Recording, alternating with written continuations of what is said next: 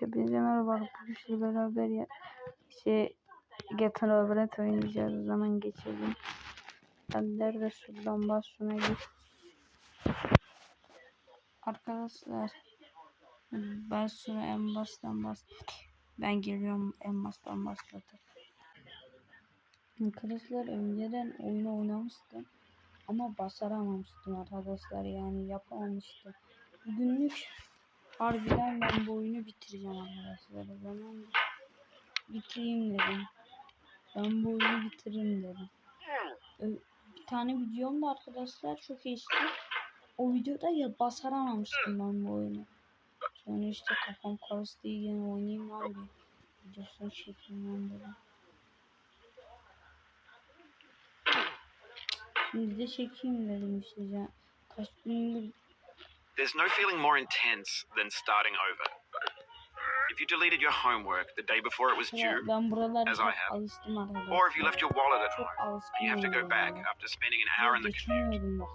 If you won some money at the casino and then put all your winnings on red but it came up black. If you got your best shirt dry cleaned before a wedding and then immediately dropped food on it. If you won an argument with a friend and then later discovered that they just returned to their original view. Starting over is harder than starting up. If you're not ready for that, like if you've already had a bad day, then what you're about to go through might be too much. Feel free to go away and come back. I'll be here. Alright, thanks for coming with me on this trip. I'll understand if you have to take a break at any point. Just find a safe place to stop and quit the game. Don't worry, I'll save your progress, always. Even your mistakes. This game is a homage to a free game that came out in 2002 titled Sexy Hiking. The author of that game was Jazor, a mysterious Czech designer who was known at the time as the father of B games. And B games are rough assemblages of found objects. Designers slap them together very quickly and freely, and they're often too rough and unfriendly to gain much of a following. They're built more for the joy of building them than as polished products. In a certain way, Sexy Hiking is the perfect embodiment of a B game. It's built almost entirely out of found and recycled parts, and it's one of the most unusual and unfriendly games of its time. In it, your task is simply to drag yourself up a mountain with a hammer. And that act of climbing, in the digital world or in real life, has certain essential properties that give the game its flavor. No amount of forward progress is guaranteed. Some cliffs are too sheer or too slippery, and the player is constantly, unremittingly in danger of falling and losing everything. Anyway, when you start Sexy Hiking, you're standing next to this dead tree that blocks the way to the entire rest of the game. It might take you an hour to get over that tree. A lot of people never got past it.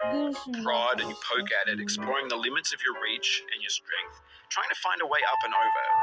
And there's a sense of truth in that lack of compromise. Most obstacles in video game worlds are fake. You can be completely confident in your ability to get through them once you have the correct method or the correct equipment or just by spending enough time. In that sense, every pixelated obstacle in Sexy Hiking is real. The obstacles in Sexy Hiking are unyielding, and that makes the game uniquely frustrating. But I'm not sure Jazzo intended to make a frustrating game. The frustration is just essential to the act of climbing, and it's authentic to the process of building a game about climbing. A funny thing happened to me as I was building this mountain. I'd have an idea for a new obstacle, I'd build it, test it, and it would usually turn out to be unreasonably hard. But I couldn't bring myself to make it easier. It already felt like my inability to get past the new obstacle was my fault as a player rather than as a builder. Imaginary mountains build themselves from our efforts to climb them, and it's our repeated attempts to reach the summit that turns those mountains into something real. When you're building a video game world, you're building with ideas, and that can be like working with quickset cement. You mold your ideas into a certain shape that can be played with, and in the process of playing with them, they begin to harden and set until they're immutable, like rock. At that point, you can't change the world. Not without breaking it into pieces and starting fresh with new ideas. Ben buraya daha yeni gelmiştim işte. For years now, people have been predicting that games would soon be made out of prefabricated objects, bought in a store and assembled into a world. And For the most part, that hasn't happened. Because the objects in the stores are trash. I don't mean they look bad or that they're badly made, although a lot of them are. I mean they're trash in the way that food becomes trash as soon as you put it in the sink. Things are made to be consumed and used in a certain context. And once the moment is gone, they transform into garbage. In the context of technology, those moments pass by in seconds. Over time, we've poured more and more refuse into this vast digital landfill that we call the internet. It now vastly outnumbers and outweighs the things that are fresh and untainted in it. When everything around us is cultural trash, trash becomes the new medium, the lingua franca of the digital age. And you can build culture out of trash. But only trash culture. Be games, be movies, be music, be philosophy. Maybe this is what digital culture is. A monstrous mountain of trash, the ash heap of creativity's fountain. A landfill with everything we ever thought of in it. Grand, infinite, and unsorted. Ben oraya çıkıp geleyim mi? Ben oraya çıkıp geliyorum 2 dakika. Arkadaşlar geri geldim. La. Ya daha ne 2 dakika çok düştüm arkadaşlar. Ben şu an videoyu durdurdum 2 dakika geldim. There's 3D models of breakfast. Gen X's fanfic novels, scan magazines, green screen Shia LaBeouf, banned snuff scenes on Lively.